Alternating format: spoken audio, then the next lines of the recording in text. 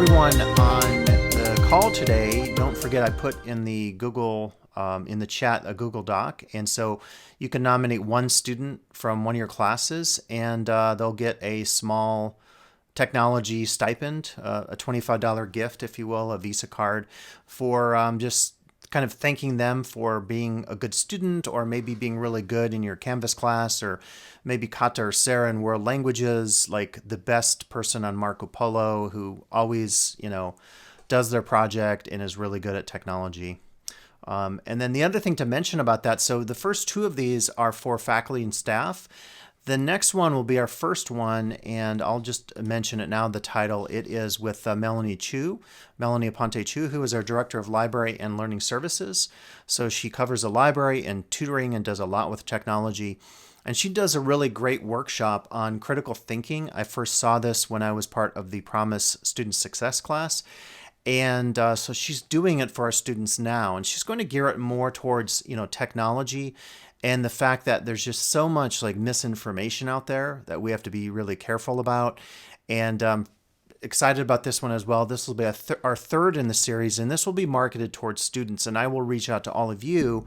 If you have really good student leaders, I'm going to hit the student council up and all of our Promise peer navigators and anyone who has, a position at the college as a student, part-time job, as the student leaders, and then they can definitely help get the word out. And they will be paid also. They'll get a gift card for their participation. So that is going to be next Tuesday, a week from tomorrow, and that will be at our normal 12 to 1 time. And again, if you can't make it, we'll record all these, and you're welcome to participate virtually for sure. And I'll just mention then, before we get started with Jennifer's talk, I will mention the grant itself. So the grant is called Coyote Student Technology Scholars. And again, this is made possible through the generous support of the foundation. They give out tens of thousands of dollars every year in grants. For those of you that want to participate, reach out. There's quite a few of us that have done these grants, and it ranges from everything from buying lab equipment for chemistry or biology classes to doing workshops, to doing these kinds of projects, in this case focused on technology and helping our students with their technology literacy. So you'll see a series of these coming up. We'll have one more this quarter with Melanie a week from tomorrow. And then in spring quarter, there'll be a bunch as well. There'll be a student technology summit similar to the faculty technology summit. So I'm really excited about this. And if any of you want to participate, let me know. I have in the back of my mind an idea next year, because I do a lot of work in gender, as does Jennifer and many of you on the Zoom call today, of maybe extending this next year into more aspects of helping out our LGBTQ plus population, working on technology, or working on social justice issues, because this topic today really interfaces the world of technology with social justice. And I just wanted to say before we start today with Jennifer's talk that if you've been following the news, what's happening not just in the Ukraine, but certainly what's been happening in the state of Florida and Texas relative to new legislation that's affecting the LGBTQ plus population, it's very concerning that some of the social events we're seeing in the South right now are definitely negatively impacting students in those states, and certainly has an impact on our students when we think about creating a society that is open to all the possibilities of multiculturalism, diversity, and equity. And it's great having Kata and Sarah, because you're both heavily involved in our DEI task force and our committees and a lot of those other initiatives on campus. So I'm going to stop talking and turn over to Jennifer for introductions. And Jennifer, I'll stop my share, and then you'll be able to share your PowerPoint when you're ready to go. So it's all yours. Okay, yeah, if we're ready to get started, I'll go ahead and pull up the PowerPoint so we can do that. All right, let's see. And let me know if you all can see my screen. Okay. Perfect. Yeah. Perfect. Okay. All right, so I'll go ahead and get started. Oops, my computer. I just got this, so it's very touchy apparently. So I just want to talk briefly about LGBTQIA plus diversity and creating safe technology spaces for online classes, and then also, of course, that carries over to your in-person classes as well, but just kind of going over some ways to kind of signify being an ally in your online classes and also create an inclusive space for all of your students. All right, so just covering a little bit of the basics, just going over what LGBTQIA plus even means. So most people know lesbian and gay. There's also bisexual, transgender, queer, intersex, asexual, and many more, but those are the ones that are most commonly referred to as part of the LGBT or queer community. And then the plus is usually for allies or others who don't utilize those specific gender and sexuality labels. So the plus kind of encompasses a bunch of other different identities as well. So next, I just want to talk a little bit about intersectionality. So one of the key things that I like to touch on in class, especially if we're talking about gender or even about race and ethnicity or disability, any of these things, I like to, touch on the fact that identities are intersectional. So we're always looking at all of the aspects of an individual's identity and how all these aspects are intersecting. Especially in the social sciences, this is really important to take into account for most of our research topic areas. But of course, it's relevant to any discipline, and I'll talk more about why this is a key component and how it can be incorporated into the curriculum. And then also just that promoting diversity in the classroom requires an understanding of diversity and the diversity of your students. So understanding the intersectionality of your students and what types of backgrounds they come from and all of that is incredibly important for having a space that seems safe for them to learn in. So I'll talk more about that as well. So this is just a little background on the term queer. It's more focusing now on the fluid sense of identity and not defining yourself by a specific label, which is ironic because in itself it is a label. But the goal is to kind of signify a fluid sense of gender and sexuality, and not so much that it's pinned down at one specific moment in time, or even, the idea of transitioning and change is a huge part of the label of queer. And that's generally how I identify myself. So it's definitely something that's kind of been taken back by the community and is, for the most part, no longer used as a derogatory term. It's kind of become part of the way the community identifies themselves. And of course, there's also a shift to queer theory and within gender theory, and that's definitely a key component when talking about like gender and sexuality studies. That's always something that's going to come up. I won't spend too much time talking about theory today, though, but I just wanted to kind of put it in there, and then if I use that term, that's how I'm using it. All right, so a little overview on sex and gender. I always do this breakdown, especially in my biological anthro classes, and cultural anthro as well, just because they're introductory level, and I like to, show my students, hey, this is the difference between sex and gender. So sex is about anatomical characteristics, and gender is more of a continuum and based on kind of roles in society and how you express your gender. So gender expression. And of course, talking about in your classrooms, especially if it's a social science setting, how, gender is a construction and has changed in its portrayal in different cultures and societies. And how, we have a very binary perspective of gender in, the Western perspective, but that's not always been the case. So just kind of talking about the background of gender and how, it's fluid and it's been changing over time. And kind of seeing it as that continuum rather than this idea that there has to be, a binary to everything.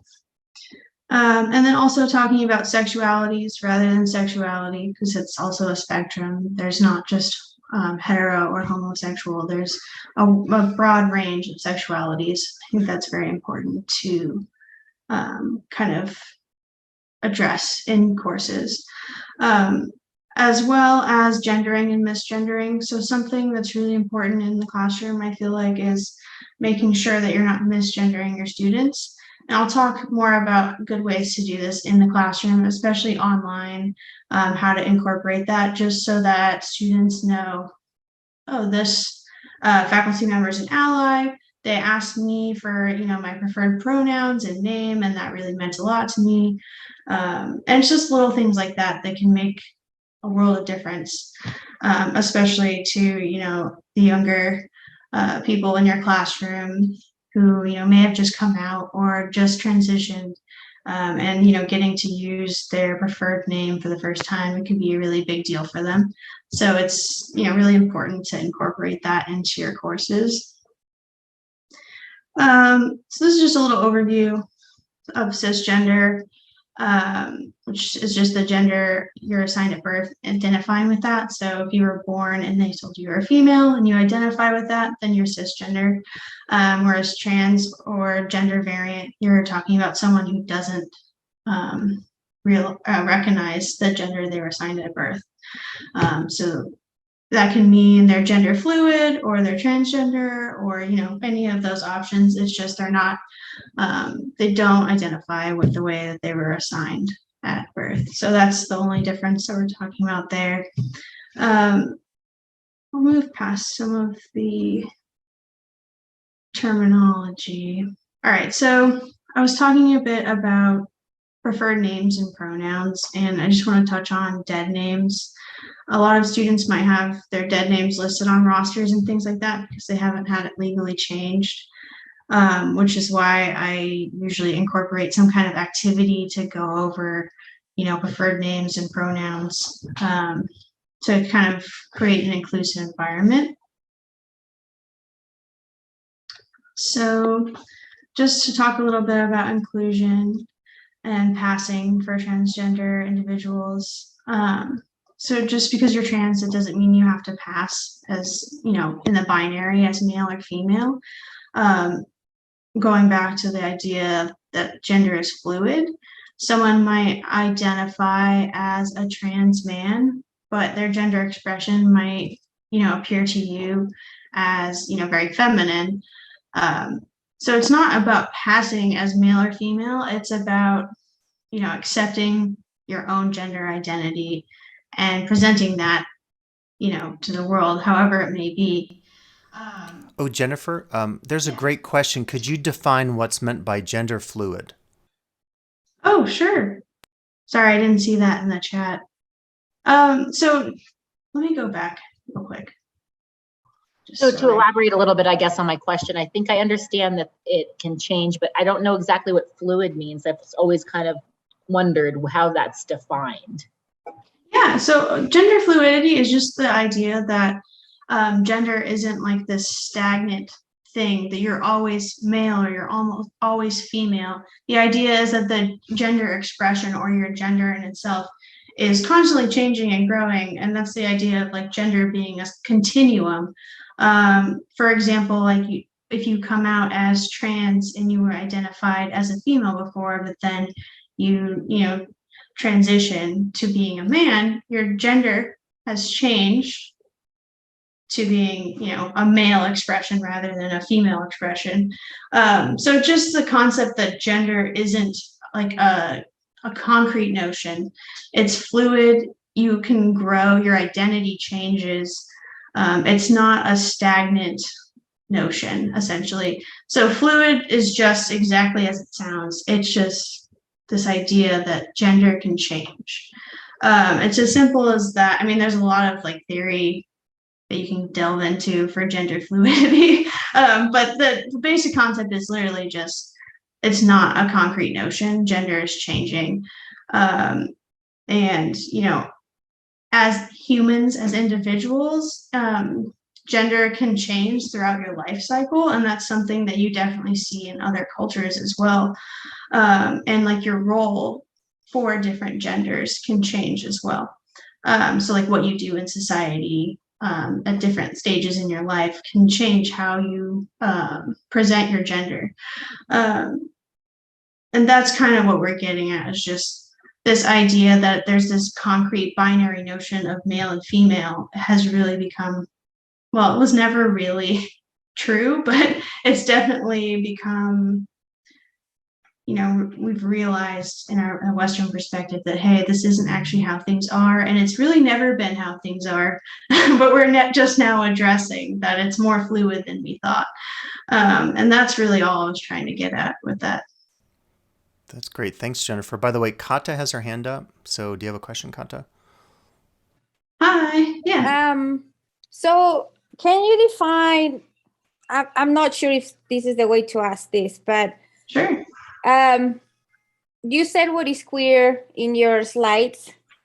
So I always have the question, like, is being queer the same as being pansexual, or there are different definitions and different spectrums of different things? Yeah, so queer is kind of just like an umbrella term for kind of like a fluid notion of identifying yourself. Pansexual is a very specific, you know, identity within the kind of queer umbrella. So Okay. say, for example, you're like, oh, I'm bisexual. Okay, so you're attracted to traditionally like male and females, right? That's what bisexual means. But then you could also be queer, which is, in my case, I'm queer and bisexual. So in that case, I would identify as both. A lot of people in the queer community kind of just use it as an umbrella term to encompass everyone, rather Gotcha. than listing that, you know, all the acronyms that we fall into. Basically, it's just a way to present yourself as outside of the heteronormative, like, cisgender bubble. That's how it's used, kind of, you know, when you're in you know, an event that's, you know, a queer event or something like that, you're usually just signifying, hey, this is not a heteronormative space, essentially. Of course, there's a lot of background to it, but that's generally how it would be used. Okay, thank you. Great, thanks. Okay. Any more questions? I'll just keep going. Okay. Oh, so I was talking about transgender identity. I realize there's a typo here now. I see it right when we're doing the presentation. But I just wanted to say it's not all about surgical or hormonal intervention. I know a lot of people focus on that, but it's more about presenting yourself the way you want to be seen. And not all trans individuals decide to have surgery or hormone replacement treatments or anything like that. And it's, don't ever ask a trans person what what surgery they had or what treatments they're taking, because it's incredibly rude. But also, that's the point, is you're transitioning the way you feel about yourself and presenting yourself to society. It's not all about medical interventions. So I just wanted to make that point. Okay, so these are some gender affirming and identity affirming behaviors that anyone can do, but it's something I would focus on also in when I'm building a class, to make sure that I have these things incorporated. So respecting pronouns, we'll talk about some like activities and ways to incorporate that. Having access to gender affirming environments. So creating a classroom that's inclusive is a great example of that. And then, you know, offering resources for your students. So for all students, like students with disabilities, LGBTQ students, etc., and having those resources either in your syllabus or on your Canvas page, just so they have them right there. They're also on, you know, like the Lake Tahoe website and things like that. But I think it's really nice to have it in like a module or something, just so they have easy access to the links or other resources off campus. And then also, another important thing is to respect the usage of, you know, preferred names rather than using dead names in classes. All right, so I just want to talk a little bit about how I've gone to create an inclusive classroom online and, suggestions for, additions to courses and things like that. So one thing I do is if you see this little logo on the side, there's a ton of different ones. This is the one for Los Rios that I use in my classes at Lake Tahoe as well. And it's just kind of indicating like allyship of some sort on your homepage. And then in the syllabus, I like to have a statement indicating, preferred pronouns and name usage, just so students can say, hey, I don't feel comfortable saying this in front of the class. So I just say you can email me your preferred name and pronouns so that I know to use them for the rest of the semester. An example of an activity I do that's really simple and straightforward on an online class, the first discussion post is I have everyone say their preferred name and pronouns, why they decided to take the course, and interesting fact about themselves. And this just kind of opens the floor for everyone to feel comfortable with how they're presenting themselves. And I really like this activity because it's easy to incorporate first week discussion board or even an assignment. And that way everyone can kind of see who's in the class and also know each other's preferred names, which is incredibly important. And then, another thing I do is do a diversity statement in the student conduct policy section of the syllabus. And this is just going over, this is an inclusive space.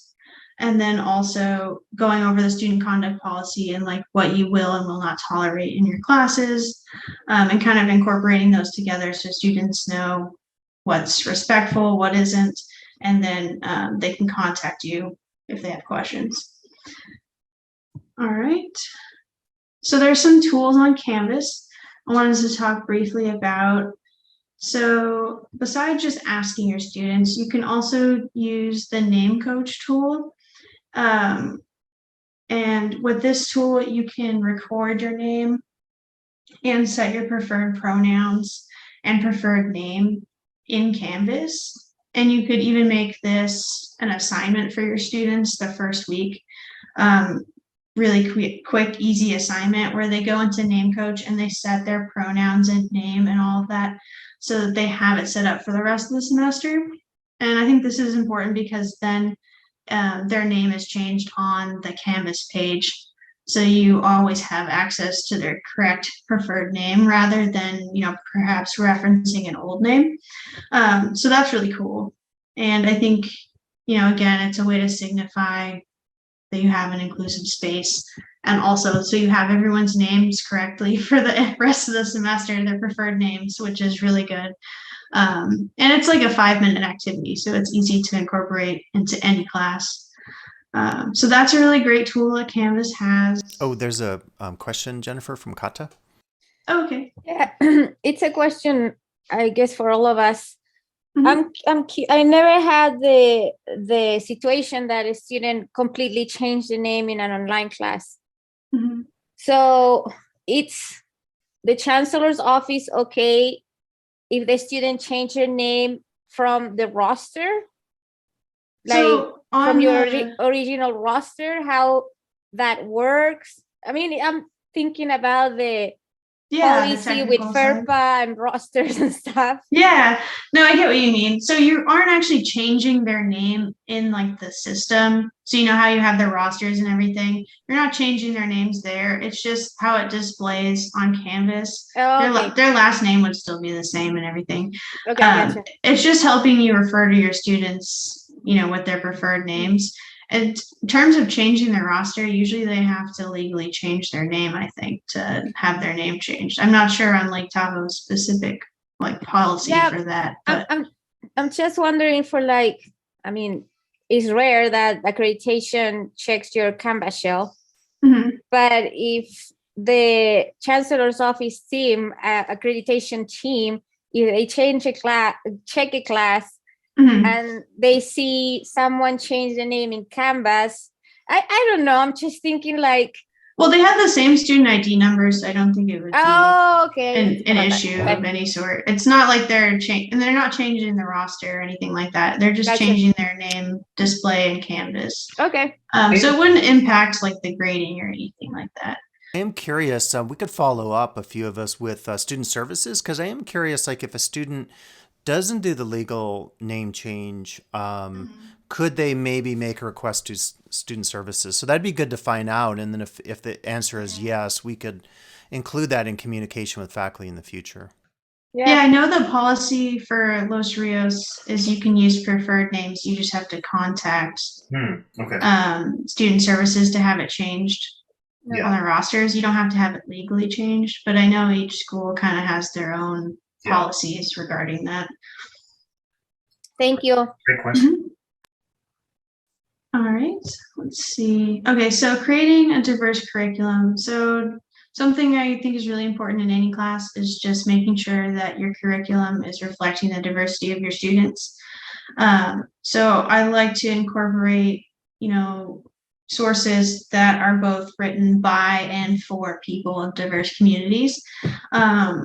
So, whether it's incorporating literature written by, Native American individuals, or written by queer individuals, and also about those people as well. So I think having materials that are written by and for diverse communities are incredibly important, and I incorporate a lot of resources by doing assigned readings, and then also having an extra resources section. So each week is kind of set up into modules, right? And then at the bottom, I'll have an additional extra section.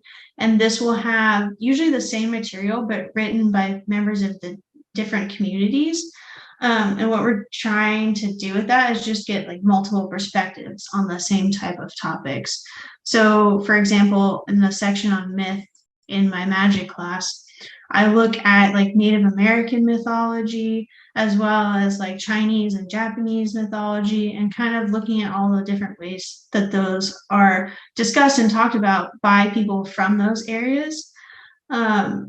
And I think that's really cool for them to have multiple options to learn. They're learning about the same concepts, but having all these different perspectives.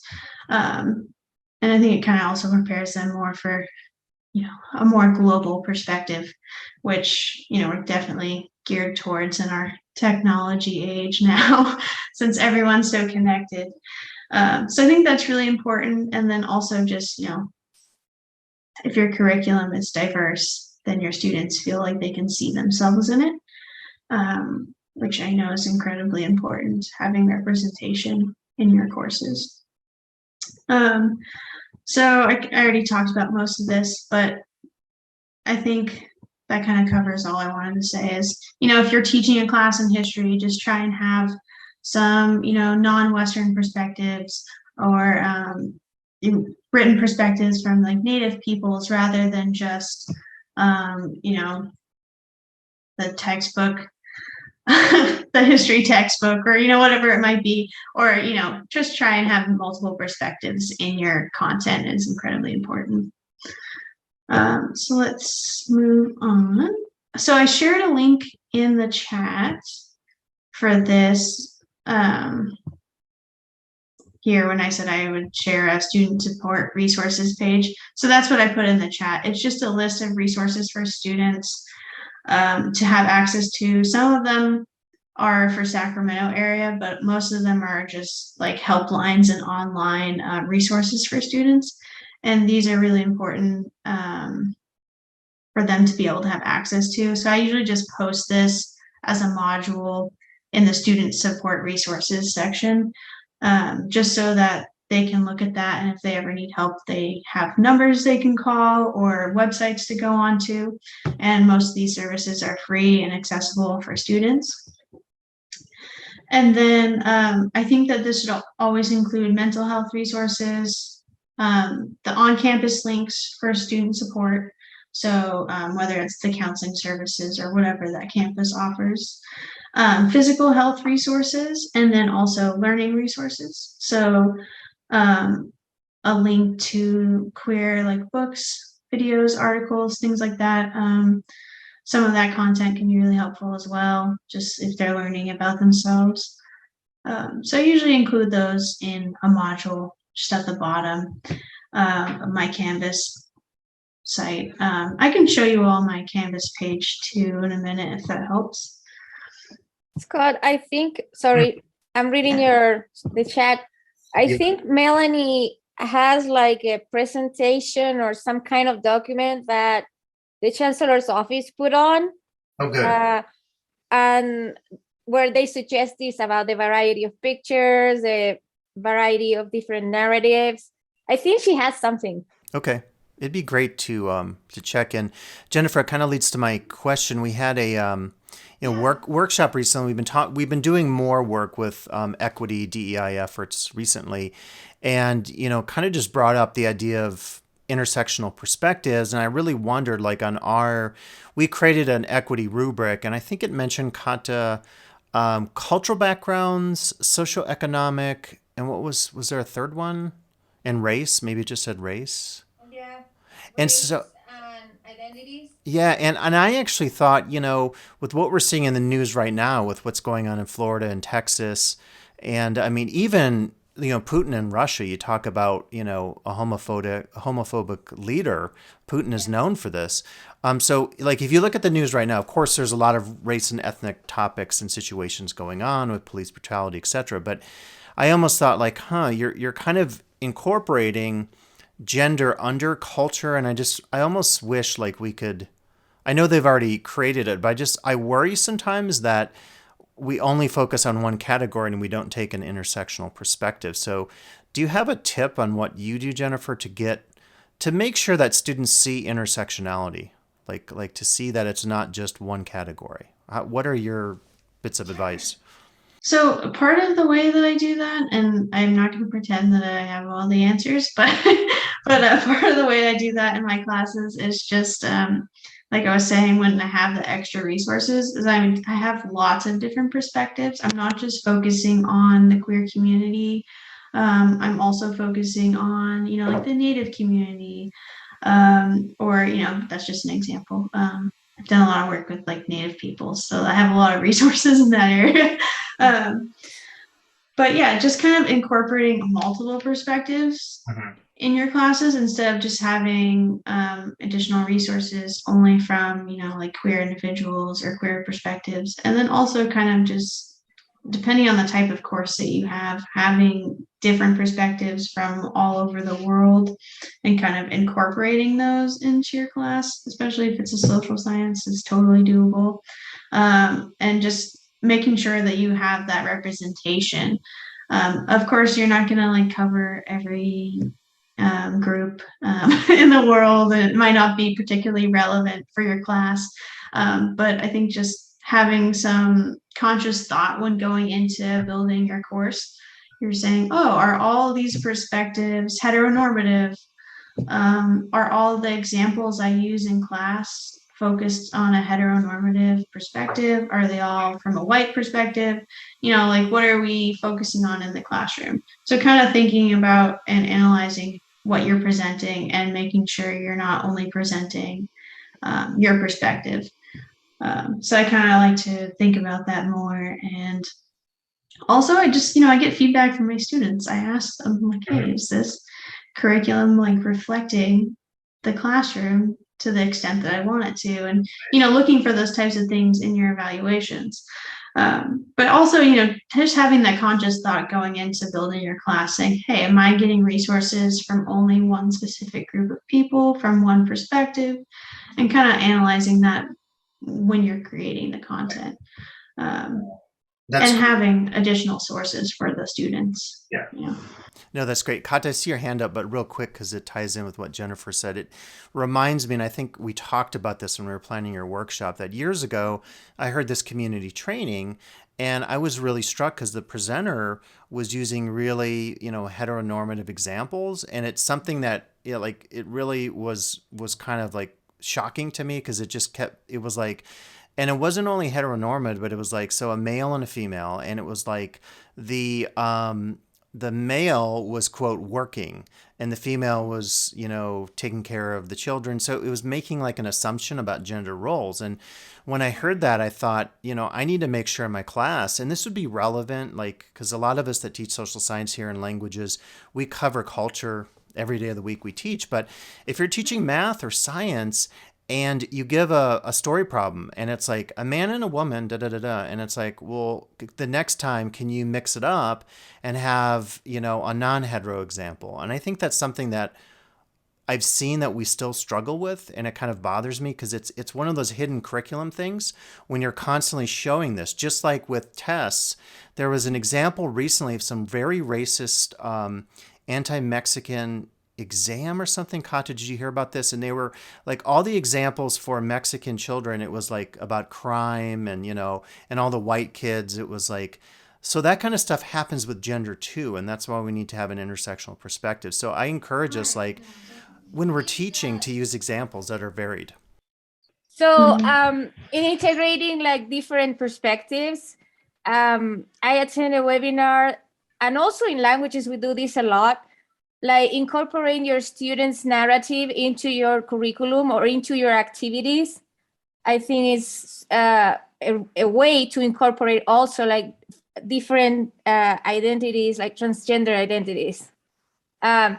So for example, in the webinar, like in the introduction, they're like, tell us your story, how you got into, it was the ANSA college or one of the colleges. So they start like once upon a time, then later, and then I arrived to the ANSA Community College. And telling that opened the space for students to tell their own story, and it was easier to open up and to make that connections from at the beginning of the class, the online class.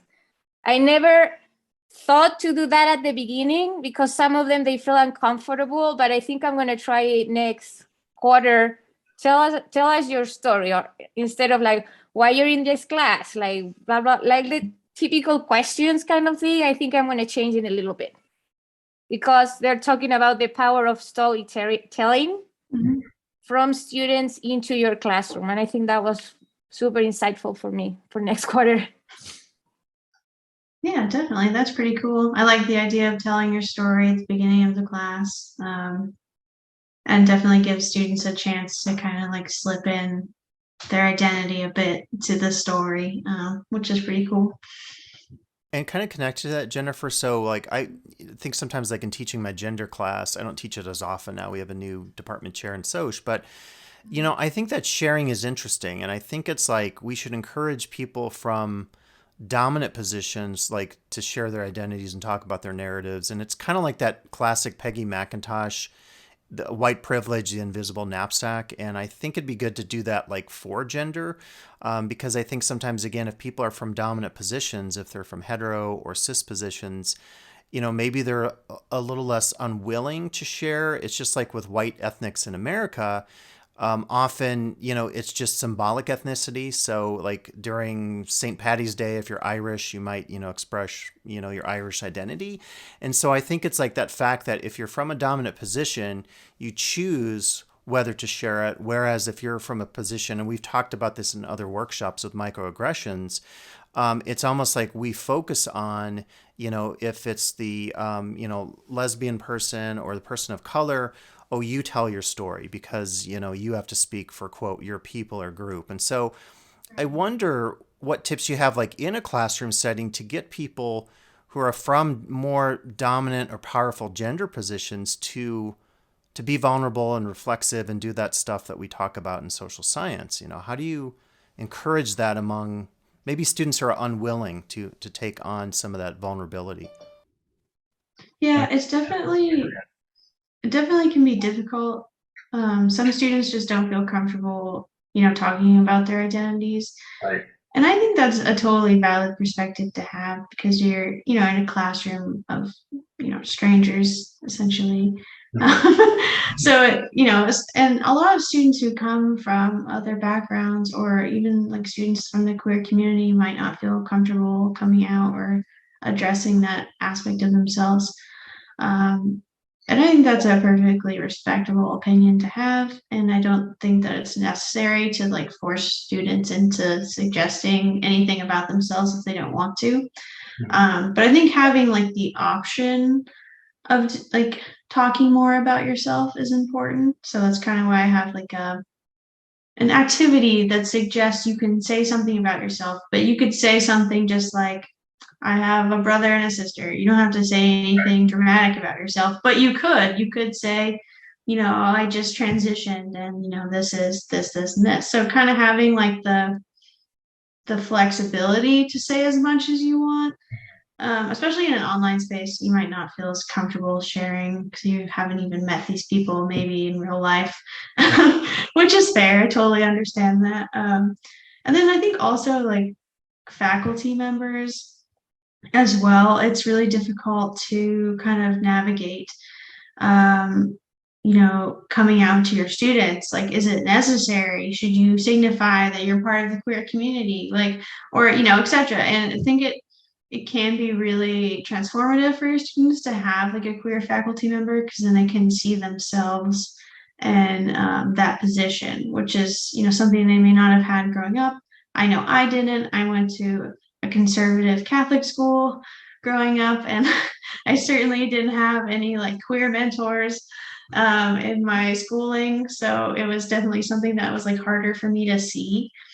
So I think having that like visibility can be incredibly important if you're comfortable with it.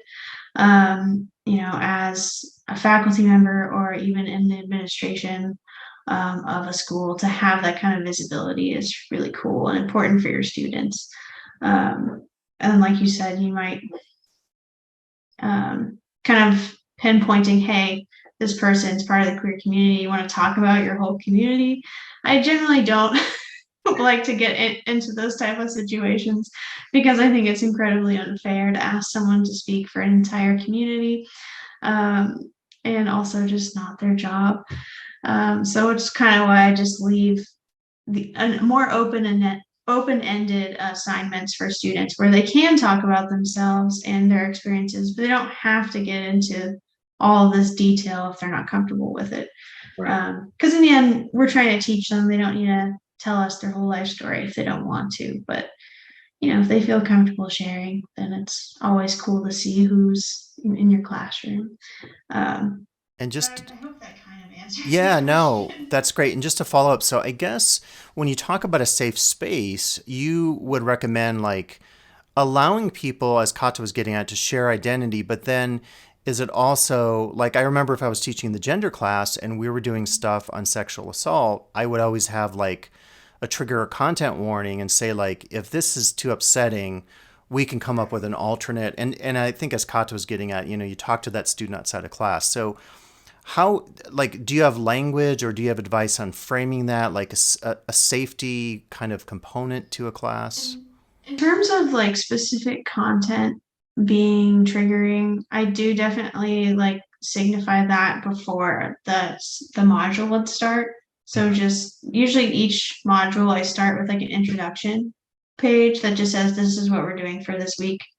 Or it's in the announcements just saying this is what we're doing for this week. And then that's where I would put like a, hey, if we're talking about, we don't actually talk about assault in any of my classes right now because they're focused on a completely different topic. But if we were, just as an example, then I would say, hey, this week we're talking about this, this, and this. If you, can't, see this content or handle this content, just email me and let me know. For the most part, none of my classes deal with violence to that extent. It's more, we're focusing on different topics, but that's how I would address that. And also when I'm talking about evolution, I usually do like a disclaimer kind of content warning and say, hey, like I understand people of different religions have different perspectives, but this is a alternative, this is another way of viewing the world. And this is, just kind of explaining why they're not mutually exclusive, essentially evolution and religion, and kind of explaining that before the module starts to students. I've had some really religious students who have asked me, like, do I need to learn this because it's against my religion? So kind of just addressing that right before the modules start, just so that it's kind of like, hey, this is what this is. And also, it's a biological anthropology class, so you have to address evolution at some point to take the class because it's a science class. It's unavoidable. But yeah, kind of just addressing that from a different perspective in the beginning, just so that students are like, okay, I can see the other side to things, even if it's not how I view the world, and that's perfectly fine. But yeah, content warnings are incredibly important if you're addressing, assault or violence of any kind, or even, any kind of like graphic imagery. Like I've taught forensic anthro seminars, and there's a lot of dead stuff because it's a forensic class. And so I always, let students know these are graphic images. If you can't handle seeing them, like you can go outside and come back in when we're done viewing them, because not everyone's comfortable viewing those kinds of images, and that's fine. The skeletal analysis everyone has to do, but that's kind of a content specific thing.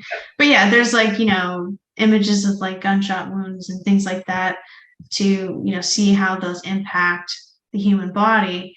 Like not everyone can handle that. So that's fine if you need to go outside and, not be a part of that part.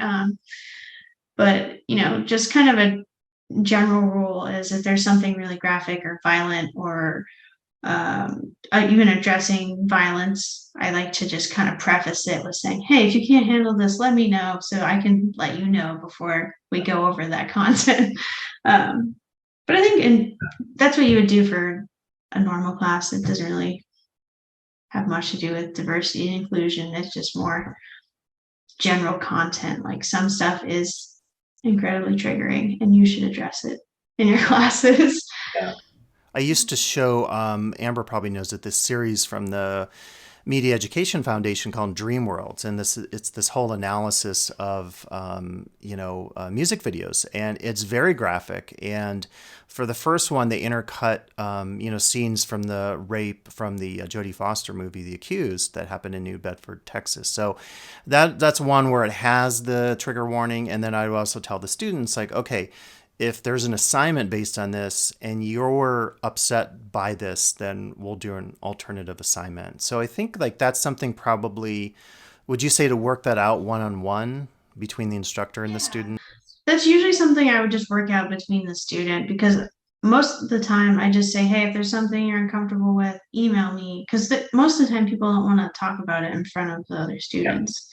And putting them in that position, especially if you're addressing like sexual assault and like rape and things like that, it's a sensitive topic. So I just let students know they can email me if they, can't handle something, and I'll work with them on, doing something different, because you can still learn the content without having to, readdress potential, issues they've had in the past or things that are triggering to them.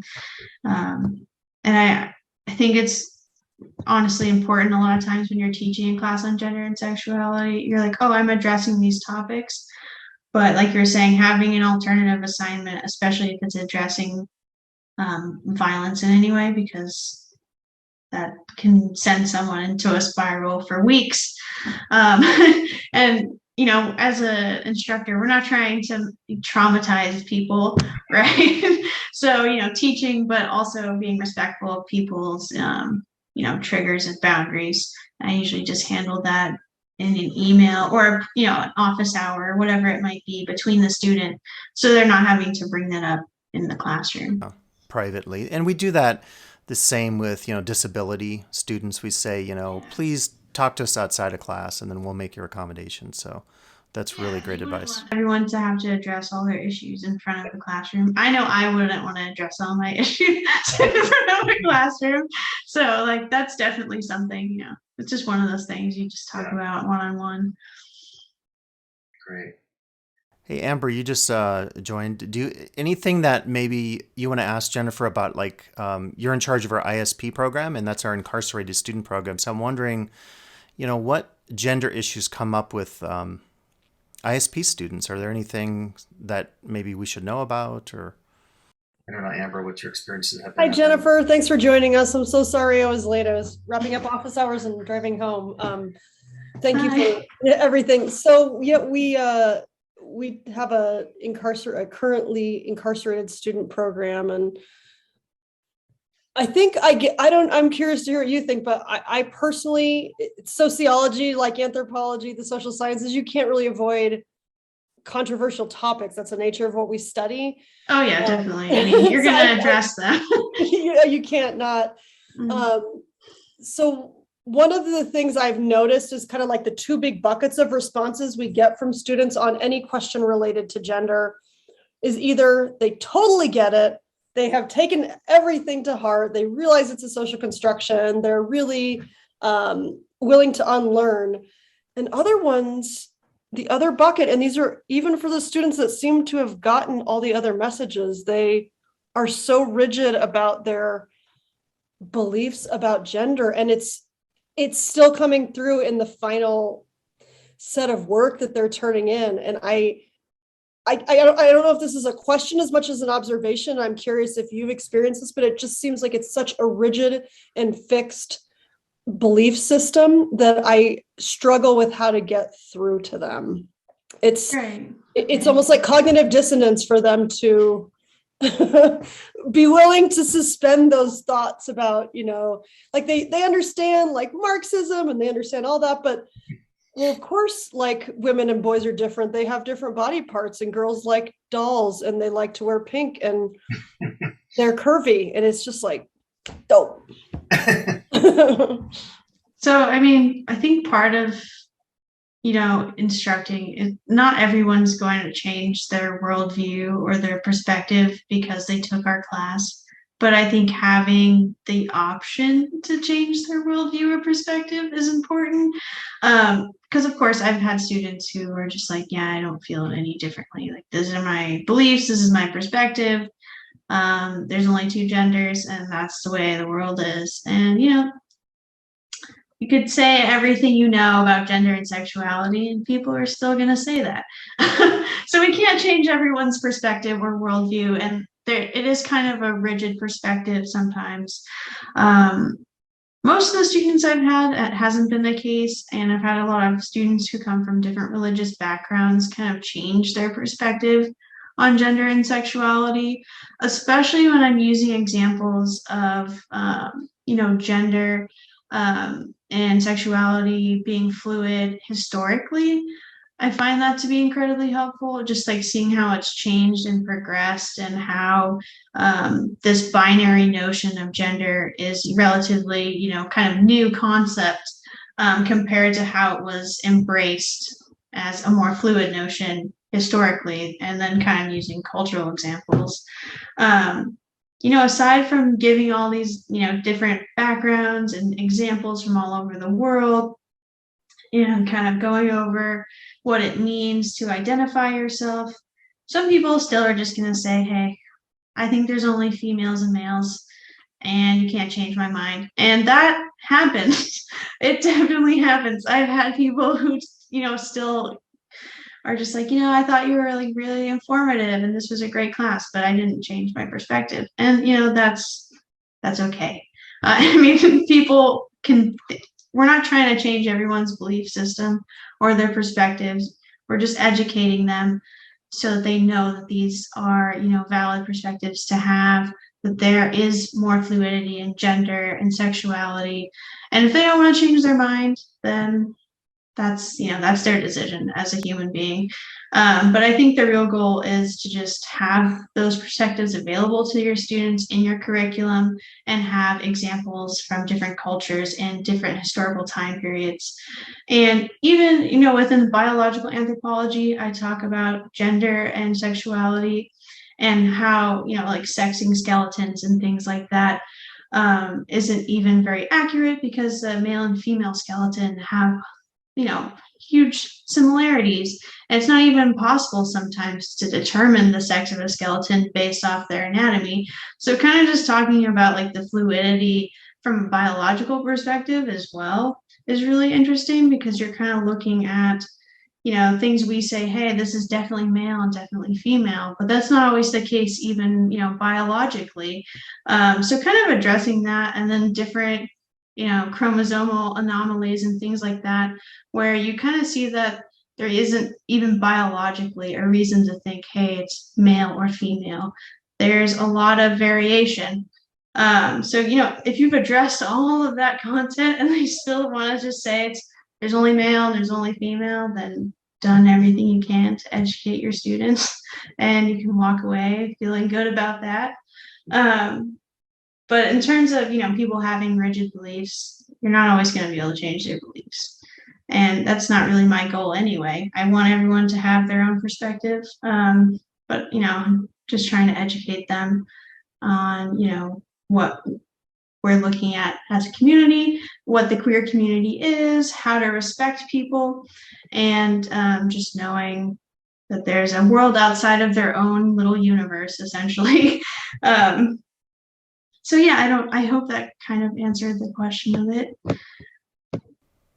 One example I love the like in Anthro we always talk about Margaret Mead and her pioneering work, but recently I started using more stuff from pop culture, and I used this case study from Facebook, and I said, look, Facebook now allows for 53 different gender identifications, and that's a clear indication, just like in Margaret Mead's work from so many years ago, that there's more fluidity and it's a continuum and it's not a binary. And I sometimes think because our students are immersed in social media and technology, whether it's video games or any aspects of pop culture, hopefully there are more role models from diverse gender backgrounds. And then if you have Facebook, this giant corporation that's saying, hey, we're going to allow people to express gender in all these multitude of ways, then, maybe that will have some sense of impact on students. So I love the pop culture stuff because it sometimes can really make that kind of impact on students.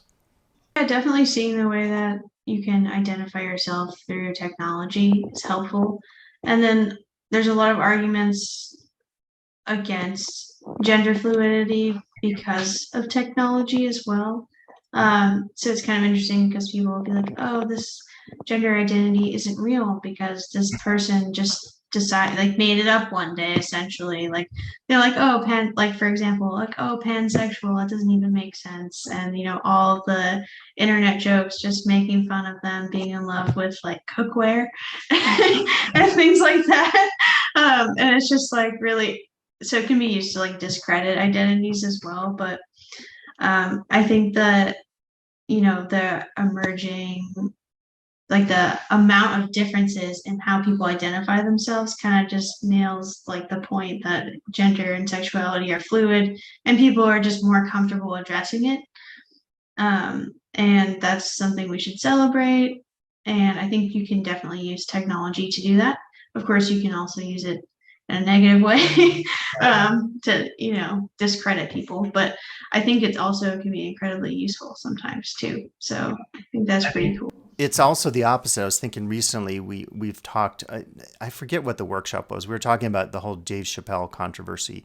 Oh, it was in our last workshop on teaching controversial topics. And, we were just discussing this kind of reactionary, cancel culture. And recently that, I hate to bring her up, but Lauren Boebert, if I'm saying her name right, she posted this thing and she said, my preferred pronoun is patriot. And the response to it was, well, your actual preferred pronoun should be idiot because patriot's not a noun. So, but there's that reaction too, right? Like in right-wing culture. And I feel like it's such a strange thing because we have the technology, with Name Coach and other things we can do in Canvas.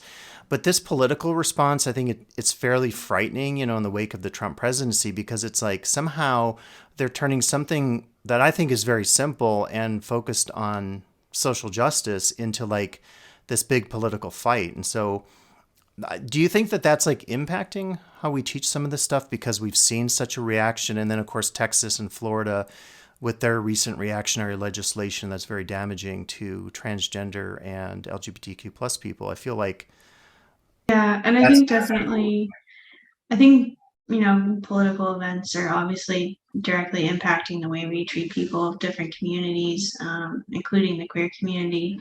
And especially after, the Trump presidency, you saw a lot of like resurgence of, blatant racism, transphobic, homophobic comments that were just kind of like openly accepted as okay, just kind of renormalizing this like heteronormative sphere after and during the Trump presidency, and also this idea of, all these racist ideals as well that we're kind of renormalizing because of this, huge political event, Trump being president.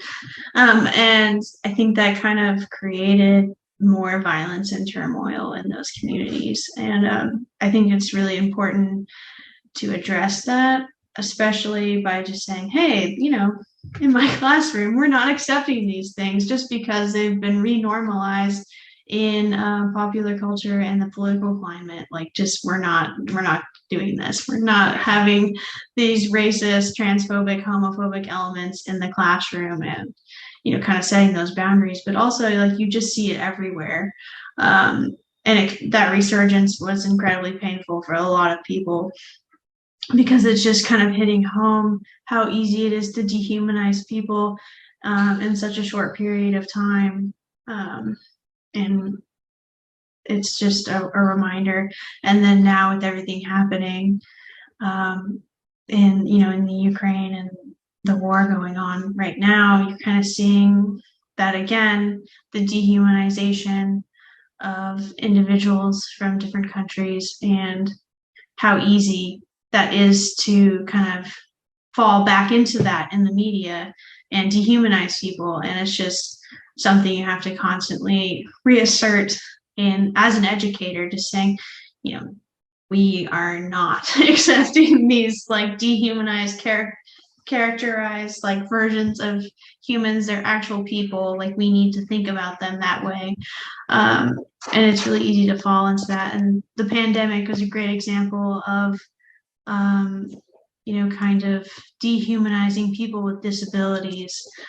And that is a hugely painful reminder to people with disabilities that they're worth less than people who don't have disabilities. And that's just kind of hitting home how easy it was to dehumanize a huge group of the US population,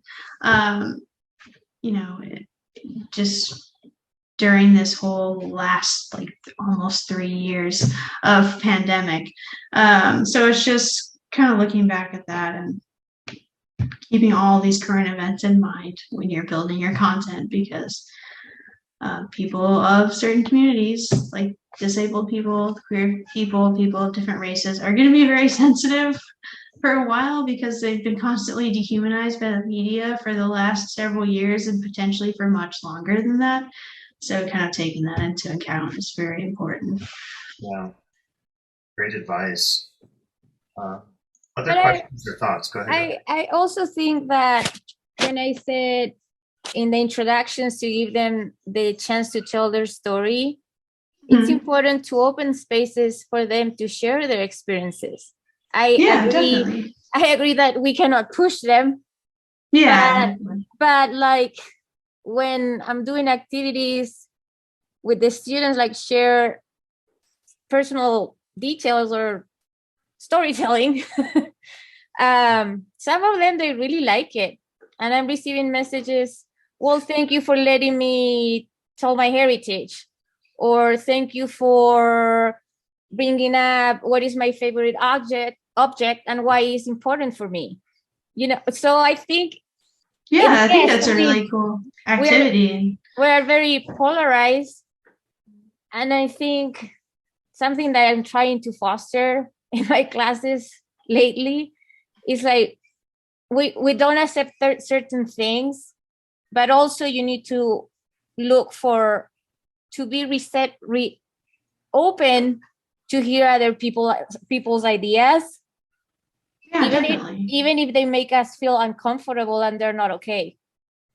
I think there's definitely a limit to like expressing viewpoints versus like just hate speech. Oh, absolutely. Yes. Yeah. So Yeah. it's like, okay, I definitely clarify with the students, like, hey, we can talk about our differing opinions and religions and worldviews, but like, bigotry and hate speech and like racism and all those things are not acceptable in the class.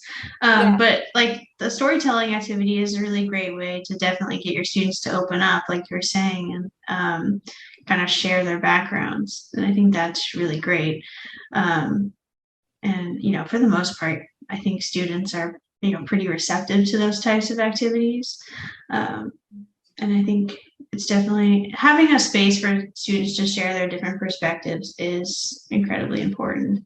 And it's kind of what I was talking about when I was just saying, hey, you can't change someone's worldview, but hearing other people's perspectives and helping them maybe grow a bit to hear other people's perspectives in the class is incredibly beneficial.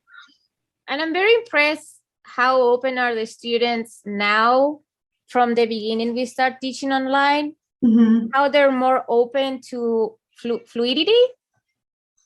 Like 10 years ago, we never talk about this.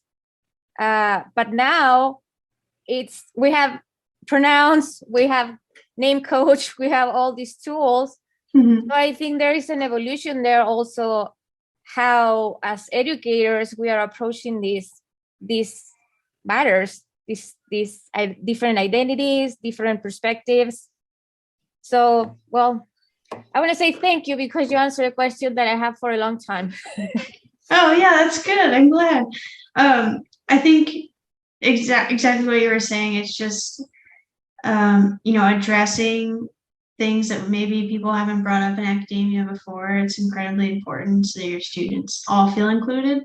And then also just, normalizing terminology that is part of like the queer identity. So for example, something I like to do, like if I'm using an example of say like two partners, I would say, partners instead of like husband and wife, or things like that, and kind of just like normalizing queer terminology or normalizing giving your pronouns even if you're cisgender. So like I'm cisgender, but I'll still be like my pronouns are she, her, or whatever it is, and normalizing those things makes people in the queer community more comfortable with those aspects of presenting themselves because everyone's doing it. So I think academia is a great place to have those tools incorporated because then it's normal for everyone. Everyone's giving their pronouns, whether they're cisgender or they're gender fluid or whatever it might be. So if everyone's presenting themselves in this way, then it's incredibly useful and helpful for students who might not come from that background to say, hey, these are my pronouns because everyone else is given that same opportunity. So it's kind of a normalizing space for them in education, which is something I definitely feel I want to have in my classes. And I think, like you're saying, there's more tools for it now. So everyone's starting to address it and normalize this, which is really great, I think. I love that. Just a wonderful idea. Amazing. Well, I know it's a little past our time. So Jennifer, I just want to, thank you. This was incredible. And again, we'll have recording available. And I think, whatever we can do in the future, whether it's another grant next year focused on gender. I mean, my concern, as I mentioned, coming out of that all faculty day is just trying to get more folks on campus to participate in these events and also to see gender as part of equity work, because I fear sometimes it's lost, and I fear that we're also not taking an intersectional perspective when we talk about these issues. So I'm sure we will be inviting back for more events because we need training in this area desperately. Yeah, that'd be great. And then also like doing some kind of alliance or group on campus for the students and things like that are all things that would be great to have. But yeah, thank you everyone for coming. It was great. Wonderful. So, yeah. So, and everyone, if you didn't get the link, I'll send it to you. You can nominate a great student, including you, Jennifer, and we will get those students gift cards for being great students. All the students in the list will get a gift card? Yeah, well, you shouldn't nominate 20. You should nominate one, one per faculty member.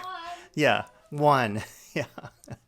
That's the plan, yeah. And if any of you have additional workshop ideas through the rest of the year, because I'm trying to use up the grant money, I will definitely be in touch too for additional workshops. So, yeah. I need to go, guys. Okay, well, thank you, everyone. Thank you, Jennifer. This was incredible. So, Thank you, Jennifer. be in touch.